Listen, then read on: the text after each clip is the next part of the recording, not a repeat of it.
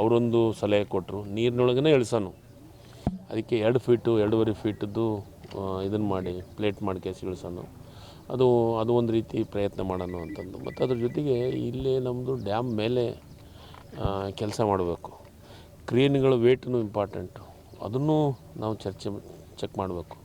ಅದ್ರ ಬಗ್ಗೆಯೂ ನಿನ್ನೆ ಚರ್ಚೆ ಮಾಡಿದ್ದೀವಿ.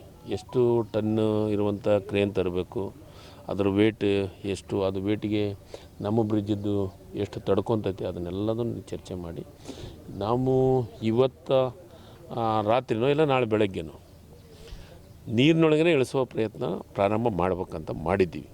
ಅದಕ್ಕೆ ಇವತ್ತು ಅಲ್ಲಿ ಹೋಗಿ ನಾವು ಪ್ಲೇಟನ್ನು ನೋಡ್ಕೊಂಬರಕ್ಕೆ ಹೊಟ್ಟಿದ್ದೀವಿ.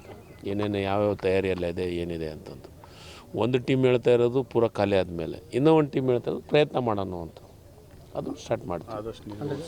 ನೀರು ಉಳಿಸುವಂಥ ಪ್ರಯತ್ನ ಉಳಿಸ್ಲಿಕ್ಕೆ. ಯಾಕಂದರೆ ನಮ್ಮ ರೈತರು ಆತಂಕಕ್ಕೆ ಒಳಗಾಗೋದು ಬೇಡ, ಎಲ್ಲ ಪ್ರಯೋಗನೂ ಮಾಡಬೇಕು ಅಂತ ಮುಖ್ಯಮಂತ್ರಿಗಳು ಸಲಹೆ ಕೊಟ್ಟಿದ್ದಾರೆ. ನಾನು ಮತ್ತು ಲೋಕಸಭಾ ಸದಸ್ಯರು ಮತ್ತು ನಮ್ಮ ಶಾಸಕರು ನಾವು ಇಲ್ಲೇ ಇದ್ದೀವಿ.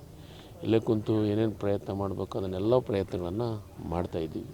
ನೋಡೋಣ, ಭಗವಂತನ ಆಶೀರ್ವಾದ ನಮಗಿದೆ ಮತ್ತು ವಿಶ್ವಾಸನೂ ಇಟ್ಟಿದ್ದೀವಿ, ನಾವು ಸಕ್ಸಸ್ ಆಗ್ತೀವಿ ಅಂತ. ಎಲ್ಲಿ ಪ್ಲೇಟ್ ಇರುವಂಥದ್ದು ಎಲ್ಲಿ ಸರ್, ಈಗ ಲೋಕಲಲ್ಲಿ ನಾರಾಯಣ ಇಂಜಿನಿಯರಿಂಗು ಮತ್ತು ಹಿಂದೂಸ್ತಾನು ಇವು 2 ಕಡೆ ಈಗ ಮಾಡ್ತಾ ಇದ್ದಾರೆ. ಅವ್ರ ಟೆಕ್ನಾಲಜಿ ಇದೆ ಅಲ್ಲಿದ್ದು.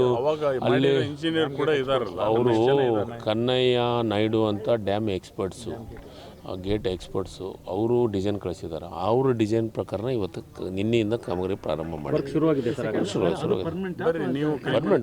Permanent S.